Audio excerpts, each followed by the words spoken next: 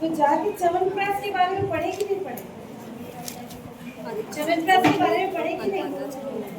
आयुर्वेदा, आयुर्वेदा कल क्लास तक जितना पढ़े हैं, अगर 10 नंबर में पूछेगा तो उतना सारा आपको डिटेल लिखना पड़ेगा, ठीक है। अगर लिखने के लिए ज़्यादा चीज़ें हैं तो शॉर्ट में लिखते जाइए, पर हेडिंग सबसे ज़्यादा जरूरी है, लिखने का वही तरीका। पैराग्राफ में नहीं लिखो, पॉइंट्स में लिखो और हेडिंग डालो, ठीक। आज हमको देखना है इम्पोर्टेंट प्लांट्स, इम्पोर्टेंट प्लांट्स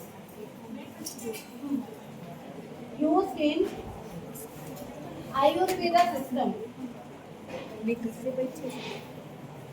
जैसे आप आयुर्वेदिक डॉक्टर के पास जाओगे, वैद्य जी के पास जाओगे, अपनी बीमारी बताओगे, है ना, कि मेरे को पेट में दर्द रहता है, नींद नहीं आती है, भूख नहीं लगती है कुछ भी बीमारी, तो वो आपकी ऐसे पहले क्या करेंगे, एनालिसिस, यहाँ पर कुछ ऐसे बताएंगे कि आपका वात पित्त कफ कौन सा बढ़ा है, कौन सा घटा है, कौन सा दोष है, वो सब बताएंगे।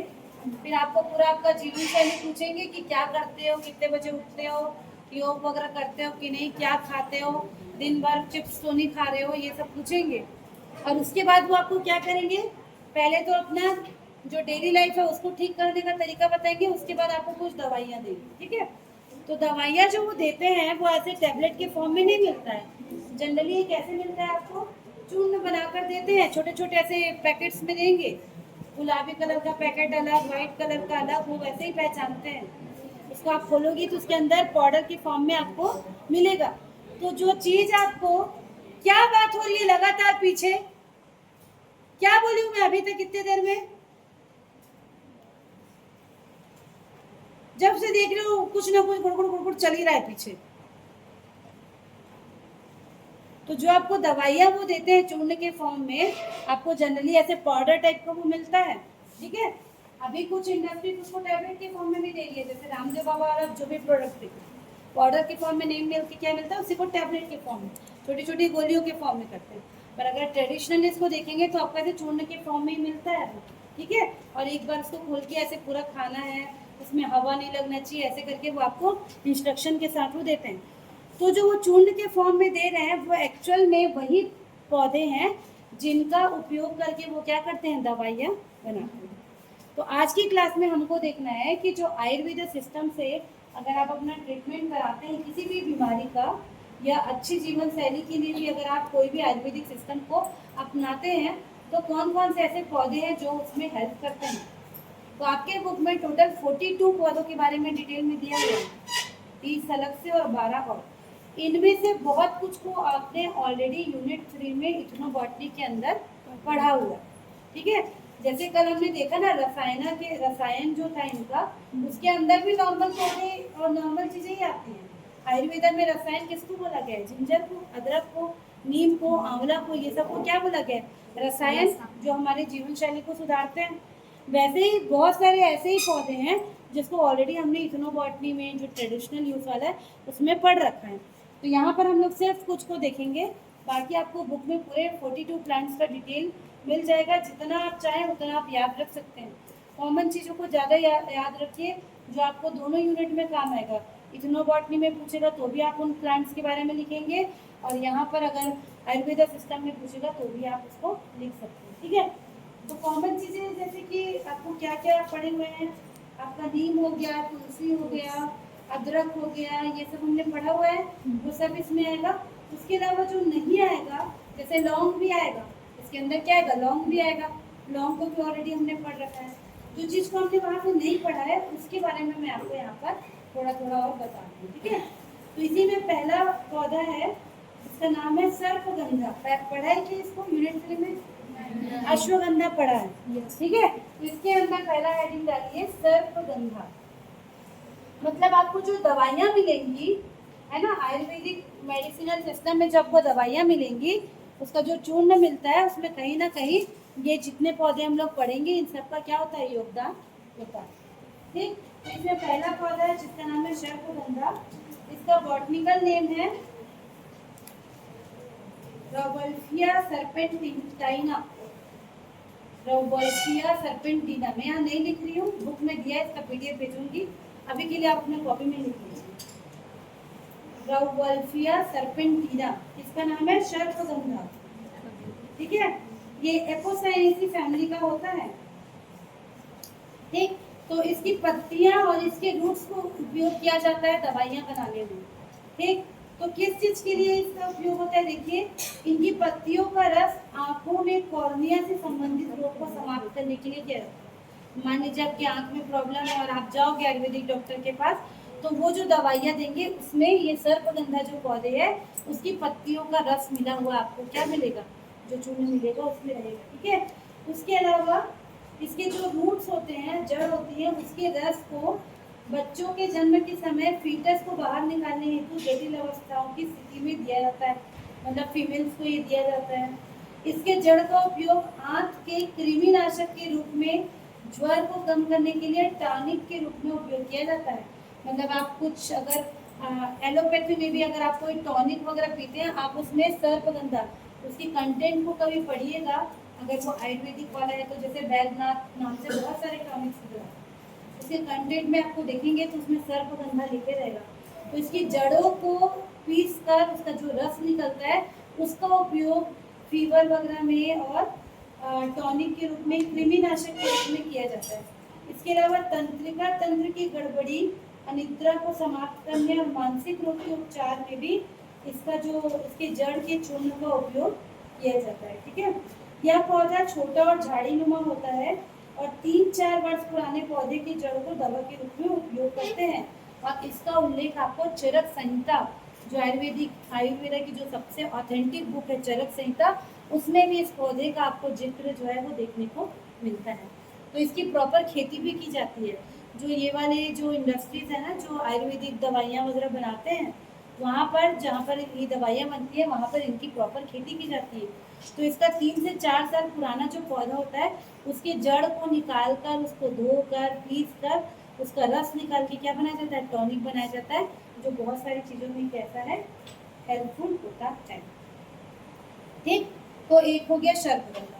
दूसरा एक पौधा है अश्वगंधा, जिसके बारे में हम लोग ऑलरेडी पढ़ चुके हैं। ठीक है, फिर भी यहाँ पर हम लोग मेंशन कर लेते हैं अश्वगंधा, एक और पौधा जो आयुर्वेदा सिस्टम में बहुत ज़्यादा उपयोग में लाया जाता है। ठीक है, तो अश्वगंधा को क्या बोलते हैं, विथानिया सोमनिफेरा, सोलेनेसी फैमिली का होता है। ठीक है, इसका डिटेल यहाँ पर। चलिए, तीसरा पौधा है जिसको कहते हैं हींग। हींग, हींग जानते हैं सभी? हींग जानते हैं क्या? हींग को इंग्लिश में क्या बोलते हैं? नहीं बोलते। हींग को कहते हैं एसाफोइडिटा, इसका इंग्लिश का नाम है भाई एसाफोइडिटा, और इसका बॉटनिकल नाम है फेरुला एसाफोइडिटा। लिख लीजिए, फेरुला एसाफोइडिटा, एसाफोइडिटा लिखा है इसमें ना, फिटिडा, फेरुला एसाफोइडिटा हींग का नाम है। हींग हम डेली यूज करते हैं, किसी घर में यूज होता है, सभी के घर में यूज होता है। बहुत सारी जो सब्जियां वगैरह बनती हैं उसमें भी हींग, और बहुत सारी जगह पे हींग का यूज होता है। ठीक है, इसको इसका सामान्य नाम इसको हींगू भी कहते हैं और पेरिंजियाम भी कहते हैं। तो औषधि महत्व वाले इसके भाग होते हैं, इसकी पत्तियां, तने, जड़ और इसका रेजिन युक्त गोंद, जिसको हम एक्चुअल में हींग कहते हैं। तो हींग के पौधे का भी सभी भाग उपयोग में किया जाता है। ठीक, तो ये पाचन की गड़बड़ी, पाचन संबंधी गड़बड़ी जैसे कि अपच, उसके अलावा दमा, ब्रोंकाइटिस, बवासीर, यकृत की जटिलता मतलब लीवर की परेशानी, और आस्तन गर्भपात, हैबिचुअल अबॉर्शन आदि स्थितियों में ये बहुत फायदा करता है। ठीक है, जनरली जिनको पाचन की समस्या रहती है उससे संबंधित जो भी दवाइयाँ बनती है उन सब में हींग रहता ही है।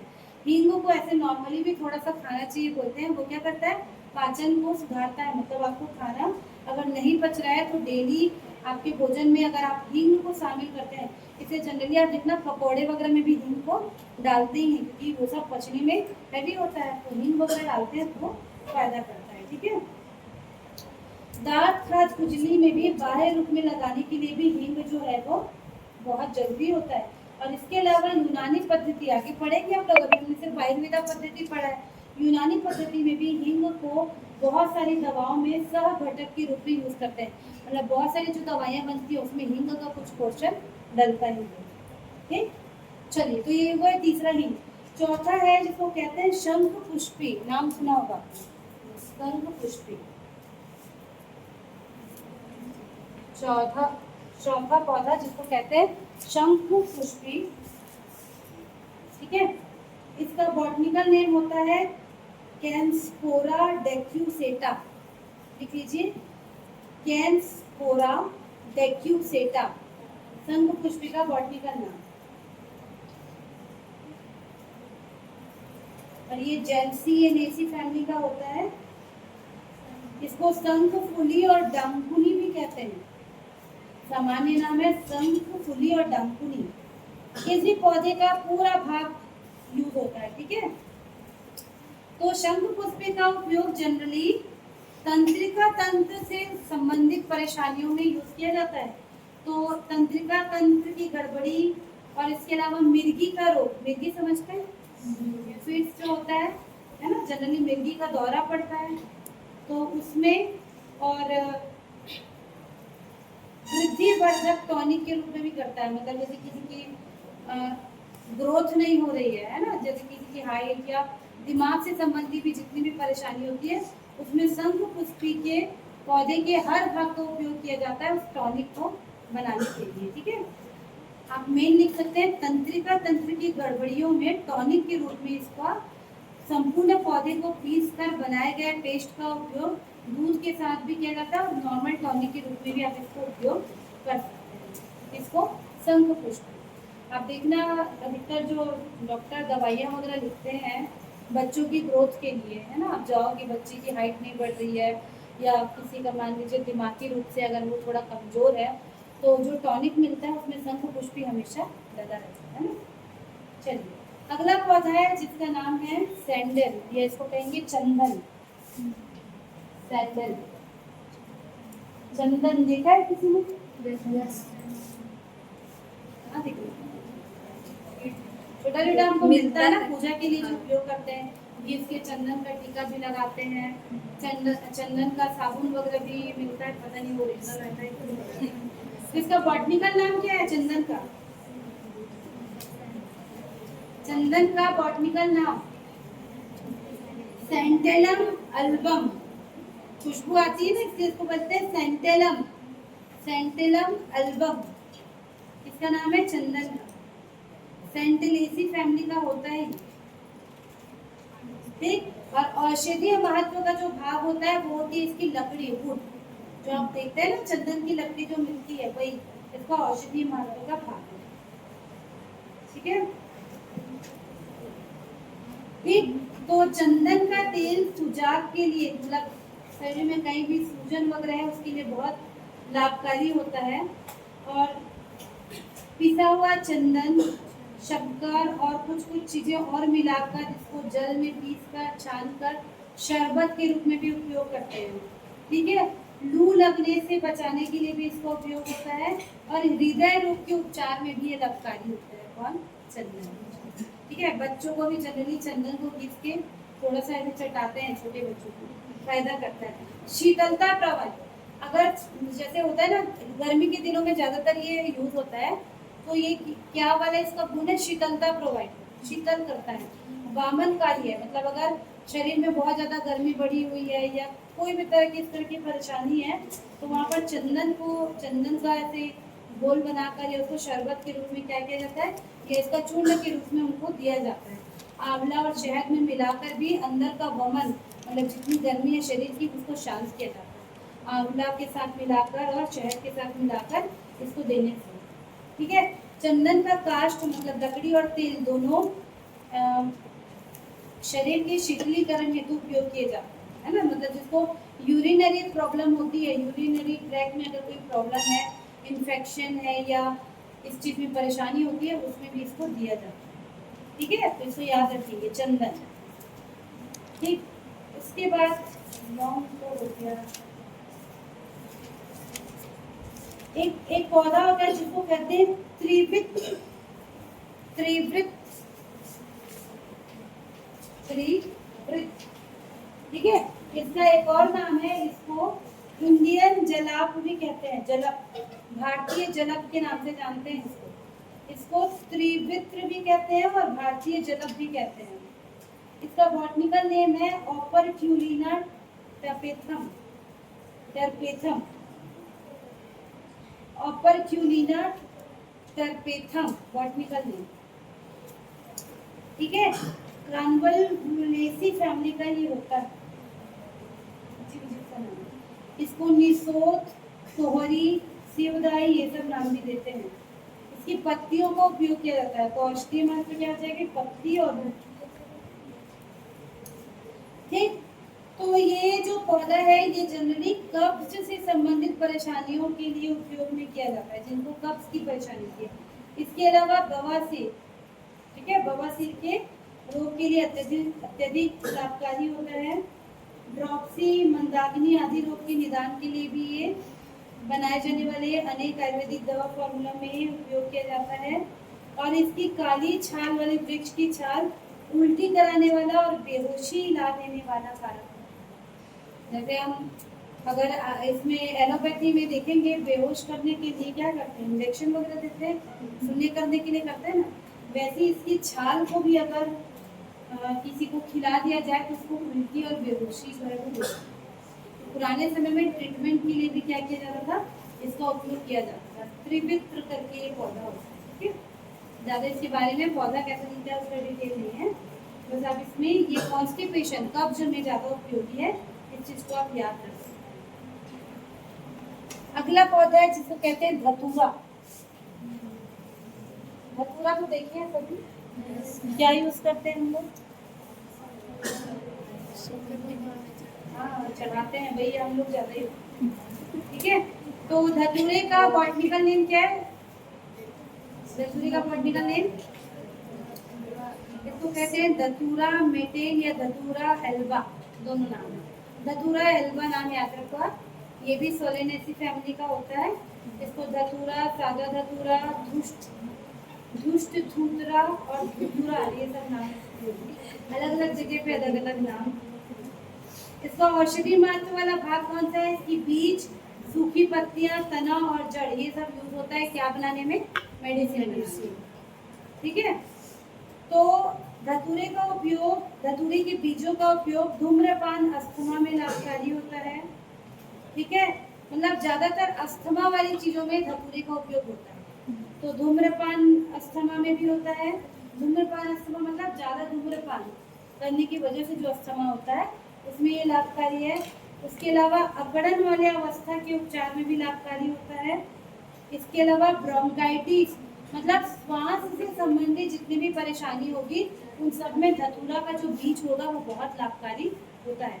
तो ब्रोंकाइटिस और एक खांसी होती है जिसको कुकुर खांसी कहते हैं, सुने है ना, उसमें भी धतूरा का जो बीज है वो लाभकारी होता है। पत्तियों को तेल लगाकर अंगार पर सेक कर हाइड्रोसिल की बीमारी एवं जलने से उत्पन्न फफोलों पर बांधने से लाभ होता है। अगर किसी को जल गया, वहाँ पर फफोला बढ़ गया है, तो इसकी पत्तियों में तेल लगाकर उसको सेक कर अगर आप लगाओगे तो ये फायदा करेगा। ट्यूमर और दर्द को रिमूव करने में और जोड़ों की दर्द को निवारण करने में भी इसका यूज होता है। और इसके अलावा इसके बीज का दवा के रूप में पागल कुत्ते के काटने पर, कान बहने पर और गर्भपात पर भी इसका उपयोग, गर्भपात के लिए भी इसका उपयोग करते हैं। आयुर्वेद में यह गर्भपात के लिए ज़्यादा उपयुक्त माना जाता है। मतलब किसी का अगर गर्भपात कराना है, अनवांटेड अगर चाइल्ड है, तो गर्भपात के लिए भी क्या होता है, धतूरे का उपयोग किया जाता है। डायरेक्ट आप इसको खा नहीं सकते क्योंकि कैसा होता है, जहरीला होता है। और इसके बीज को भी ऐसा नहीं कि हमने बीज का अगर उपयोग पड़ा तो डायरेक्ट उसको यूज़ कर ले। अगर आप इसका कोई भी आपका पौधा है उसके अंदर के सभी केमिकल्स आपके काम के नहीं होते, लेकिन जो आयुर्वेदिक डॉक्टर होते हैं उनको ये पता होता है कि कौन सी चीज़ को कितने अमाउंट में लेंगे तब वो फायदा करेगा। उसी को अगर आप ज़्यादा अमाउंट में लेंगे तो हो सकता है ये नुकसान भी कर दे, क्योंकि ये पूरा क्या होता है, जहरीला फल होता है। तो देखो कहीं भी हमने फल का जिक्र नहीं किया, या तो उसके बीज का उपयोग करें या क्या करें उसकी पत्तियों का, उसमें भी कितना अमाउंट में यूज़ करना है वो हर बार मैटर करेगा कि आपको वो फायदा करेगा कि नुकसान। ठीक है। चलिए उसके बाद एक पौधा होता है जिसका नाम होता है, आपने सुना होगा काल मेघ, सुना है? काल मेघ।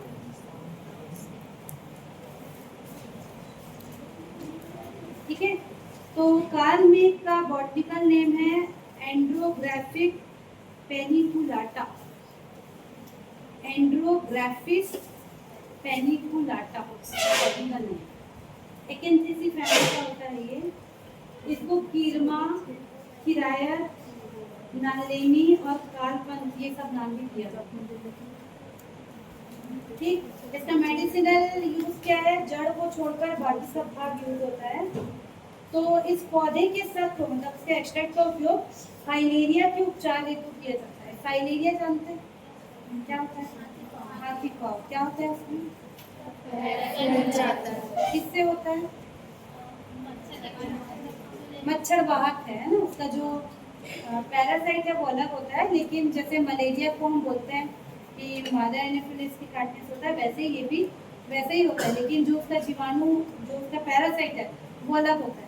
फाइलेरिया में क्या होता है? पैर जो है वो पूंछ के पूरा मोटा हो जाता है और इरिवर्सिबल डिसीज है।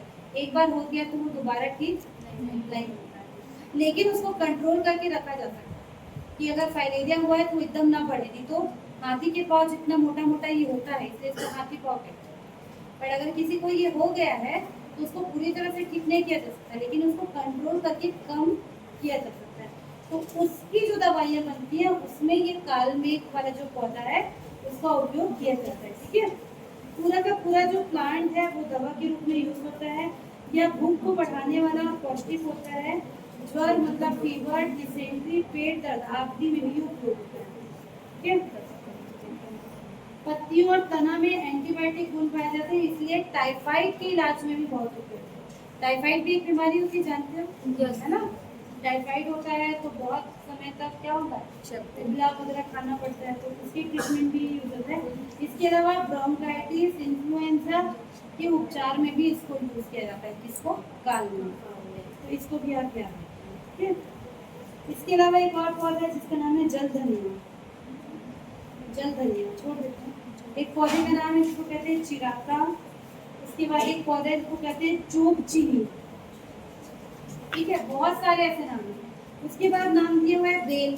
बेल पढ़े हुए पहले। एक पौधा होता है जिसको कहते हैं पीपला मूल। सुने? पीपला मूल, इसको लॉन्ग पीपल कहते हैं। Long people, long people, long people कहते हैं। पीपला मूल हिंदी में कहेंगे। ठीक है, तो पीपला मूल क्या होता है? देखो ये पाइपरेसी फैमिली का होता है। इसको पीपल, पीपली, पिंपली ऐसे कहते हैं। आपने देखा भी होगा इतना बड़ा बड़ा इसका फल ऐसे आता है। आयुर्वेदिक दुकान में नहीं ये मिलेगा। हर पीपला, हर पिपली ऐसे भी। ठीक है, तो इसका बॉटनिकल नेम है पाइपर लॉन्गम। इसका बॉटनिकल नेम क्या है? पाइपर लॉन्गम।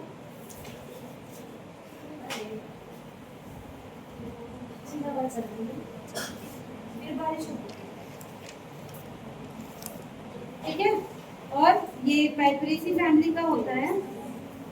तो देखिए इसके फल तथा मूल का उपयोग श्वसन तंत्र से संबंधित रोग, अनिद्रा, थकान आदि में किया जाता है। इसके अलावा गठिया, लकवा रोग में भी और पुरानी खांसी में इसका उपयोग किया जाता है। जिसका? पीपला मूल का बहुत सारे बीमारियों में ये यूज होता है। ऐसे पौधों को जनरली याद करिए जिसके अंदर आप बहुत सारी बीमारियों का जिक्र कर सकते हैं। इसके बाद एक पौधा होता है, आपने सुना होगा नाम कचनार। सुना? उसका बॉटनिकल नेम है बाहिनिया वेरिगेटा। बाहुनिया वेरिगेटा। इसको कोलू, रक्तचंदन, चनवाला, फोंदीवर, सोनापत्ती ये सब कहते हैं। ठीक है, तो इसका उपयोग, इसकी सूखी कलियों का उपयोग डायरिया, डिसेंट्री और बवासीर, वायरस जैसी बीमारियों में किया जाता है। ठीक है, कब्ज को समाप्त करने के लिए किया जाता है। कृमिनाशक के रूप में उपयोग किया जाता है और इसके जड़ का सेवन करने से थकान दूर होती है और आप एनर्जेटिक, स्फूर्तिदायक बने रहते हैं। ठीक, उसके बाद एक पौधा है जिसको कहते हैं तुलसी। सबने देखा है, पढ़ लिया। उसके बाद एक पौधा है जिसको कहते हैं ब्राह्मी। पढ़े क्या पहले? ब्राह्मी, ब्राह्मी, शंख पुष्पी ये सब एक साथ ही यूज होते हैं कहीं भी। सर्पगंधा, अश्वगंधा, ब्राह्मी, शंखपुष्पी, है ना, पूरी ह्यूमन हेल्थ के लिए तो बहुत जरूरी है। तो ब्राह्मी जो है उसका बॉटनिकल नेम होता है डेकोका मानियरी, ठीक है। स्ट्रैप्सुलेरिएसी फैमिली का ये होता है। इसको जल्दी, सरस्वती, नीलगामी ये सब कहते हैं। बहुत सारी आयुर्वेदिक दवाइयों में इसको यूज किया जाता है। इसके सेवन से बुद्धिवर्धन होता है, जिसका दिमाग कम है पी सकते हो ब्राह्मी का टॉनिक, ठीक है। बुद्धि तीक्ष्णता को बढ़ाने वाला होता है, मतलब इंटेलिजेंसी को बढ़ाने वाला होता है, इंटेलिजेंट बन सकते हो। इसके अलावा स्फूर्तिदायक होता है, पाचनवर्धक होता है, हृदय को स्वस्थ रखता है, और इसलिए आयुर्वेद और यूनानी टॉनिक में बहुत ज्यादा ये क्या होता है। तो इसके उपयोग से ज्वर, कोढ़, सिफिलिस, चर्म रोग, ल्यूकोडर्मा और स्टेरिलिटी, अल्सर, बहुत सारी बीमारियों में क्या होगा, ये आपको हेल्पफुल होगा। जितने भी टॉनिक आते हैं उसमें ब्राह्मी, आंवला, शंखपुष्पी ये सब डला ही रहता है, सभी एक ही काम करते हैं, स्फूर्ति देते हैं, ठीक है। अगला पौधा है जिसको कहते हैं शतावर, नाम सुने, एस्पेरेगस कहते हैं। इसका बॉटनिकल नेम होता है एस्पेरेगस रेसिमोसस। लिलिएसी फैमिली का होता है। इसको शतमूली, शतावरी ये सब कहते हैं। और इसका जो पार्ट यूज होता है बोलता है इसका मूल, मतलब की जड़, और इसका ट्यूबर, ठीक। तो इसका उपयोग तंत्रिका तंत्र की गड़बड़ी, डायरिया, डिसेंट्री, ट्यूबरक्यूलोसिस, मिर्गी, कोढ़ आदि बीमारियों में होता है। पाचनकारी होता है, दर्द विनाशक होता है, और इसके अलावा महिला संबंधी जितनी भी परेशानी होती है उन सब में एस्पेरेगस शतावर बहुत ज्यादा उपयोगी होता है। बहुत सारे पौधे हैं, उग्रगंधा, चाल मोंगरा, नीम, नीम तो पढ़े, नीम भी इसके अंदर आएगा। घृत कुमारी, एलोवेरा भी इसके अंदर आएगा, ठीक। इसके अलावा गैलबग्नम करके एक पौधा होता है, पता है गैलबग्नम।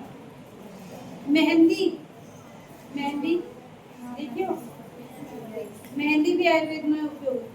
मेहंदी का बॉटनिकल नेम होता है लाउफोनिया इनर्मिस, ठीक है। इसको हीना और मेहंदी के नाम से भी, तो ये क्या होता है, इसका जो पत्तियों के रस से जो काढ़ा बनता है वो जली स्थानों, चर्म रोग और स्किन में दाग धब्बों को मिटाने के लिए इसका उपयोग किया जाता है। स्किन टॉनिक की तरह ये कार्य करता है। इसके अलावा एक पौधा है जिसको कहते हैं कुंजी वाला, बनफशा, अनंत मूल, सुख दर्शन, ये सब पौधे के नाम है जो आयुर्वेद में यूज होते हैं। जितने का नाम और बॉटनिकल नेम आप याद रख पाओ। देखो आयुर्वेदा वाले में अगर बॉटनिकल नाम नहीं भी याद होता है तो कम से कम उसका नॉर्मल नेम याद करो, जो अलग अलग टाइप की नेम है, जैसे कि ये बनफशा हो गया, ठीक है। और उसका क्या औषधि गुण है, जैसे बनफशा जो पौधा है इसका उपयोग दर्द, रक्तस्राव, फेफड़े और अंधापन के उपचार में उपयोगी है। तो ऐसे एक एक लाइन में याद रखिए। अनंत मूल एक पौधा है, इसका उपयोग इसमें गठिया, चर्म रोग और ज्वर और यूरिनल डिसीज ये सब में उपयोग होता है। सुख दर्शन जो पौधा है उसका उपयोग कब्ज को दूर करने वाला और जलन को रोकने वाला होता है। तो एक एक अगर एकदम ज़्यादा ये टफ जाएगा तो उसका बॉटनिकल नेम को नहीं याद करके एटलीस्ट उसका जो आयुर्वेदा वाला नाम है पौधे का, क्योंकि ये नॉर्मल पौधा नहीं है ना, आपने नहीं सुना होगा पहले बनफशा को, अनंत मूल को, सुख दर्शन, है ना। उसके बाद एक विंटर चेरी करके पौधा है। तो जो एक थोड़े अजीब टाइप के नाम वाले पौधे हैं जिनका आयुर्वेदा में उपयोग होता है, आप अगर उनका बॉटनिकल नेम नहीं याद करेंगे तो, लेकिन उसका जो उपयोग है उसको आप एक एक लाइन में याद करें, यहाँ पर लिख सकते हैं। इसी में हल्दी भी आएगा, हल्दी के बारे में तो पढ़े हुए हैं, हल्दी का डिटेल भी लिख सकते हैं, ठीक है। क्यों कुरकुमा लौंगा, कुरकुमा डोमेस्टिका इसका नाम होता है। उसके अलावा एक और पौधा है जिसको कहते हैं मंदुक पंडी, मंदुक पंडी, ठीक। तो ये भी आपके बहुत सारी बीमारियां जैसे डायरिया, डिसेंट्री में लाभकारी होता है। उसके बाद एक पौधे का नाम दिया है जो आप सुने भी होंगे, हर्रा, है ना। हर्रा का बॉटनिकल नेम होता है टर्मिनेलिया चेबुला, ठीक। हर्रा या हरड़ कहते हैं इसको। तो ये ब्लड प्रेशर को कंट्रोल करने के लिए और खांसी में भी उपयोगी होता है। डाइजेशन के लिए भी उपयोगी होता है। त्रिफला चूर्ण के नाम से जो बिकता है ना, अदरा बहरा और ऐसे कॉम्बिनेशन है। उसके बाद एक और पौधा दी जिसका नाम है बहेड़ा, जो भी बोली मैं, ठीक है। वो भी ऐसे ही आपकी बहुत सारी चीजों में हर्रा, बहड़ा और आंवला के फलों को एक साथ मिलाकर व पीसकर त्रिफला नामक सुप्रसिद्ध आयुर्वेदिक दवा तैयार की जाती है, जो लीवर से संबंधित प्रॉब्लम और आपका पाइल्स, नेत्र विकार, उदर विकार, इन सब के लिए बहुत लाभकारी होता है। तो त्रिफला चूर्ण करके तो आपने ऐड में भी देखा होगा, है ना। उसको जनरली लोग रोज रात को 1 चम्मच खाते हैं ताकि डाइजेशन सही हो, और क्योंकि उसमें आंवला वगैरह भी रहता है तो आंखों के लिए भी वो क्या होता है, लाभकारी होता है। त्रिफला चूर्ण खाना चाहिए बीच में करके भी खाना। इसके अलावा एक पौधे का नाम दिया जिसको कहते हैं पीली चमेली, ठीक है। तो ये भी आपके घाव, जलन, दांत दर्द, चर्म रोग सबके लिए बहुत ज्यादा उपयोगी होता है, ठीक। तो इस प्रकार से टोटल 42 पौधों का नाम दिया हुआ है जो आयुर्वेदिक दवाइयां बनाने के लिए उपयोगी हैं। इनमें से जितने को आप याद रख सकते हो, आपको डायरेक्ट 10 नंबर में ये भी पूछ सकता है कि आयुर्वेदा मेडिसिनल सिस्टम में उपयोग होने वाले 10 पौधों के बारे में जानकारी दीजिए, ऐसा आपको पूछ सकता है। तो जो कुछ कॉमन है उनको तो आप अच्छे से लिखिए। कैसे कॉमन हो गए, जैसे तुलसी, अदरक, हींग, लौंग, नीम, आंवला, हल्दी, ये तो आप 3rd यूनिट में पढ़े हो, वहाँ भी काम आएगा, यहाँ भी काम आएगा, तो ये तो आप लिखिए। पर उसके अलावा कुछ ऐसे पौधों के नाम भी वहाँ पर मेंशन करिए जो प्रॉपर आपने आयुर्वेदा वाले में पढ़े हैं। अब उसका अगर आप बॉटनी का नाम नहीं भी लिखेंगे तो भी चलेगा, पर उसका उपयोग एक एक लाइन में लिखिए, तो आपको क्या होगा, आपके आंसर को ये स्ट्रॉन्ग, ठीक है। इतना आपको आयुर्वेदा चीज के लिए पढ़ना और समझना, ठीक, क्लियर। चलो अगले क्लास में हम लोग सिद्धा पद्धति ऑफ इंडिजिनस मेडिसिनल साइंस को पढ़ेंगे, ठीक है। आज इतना ही।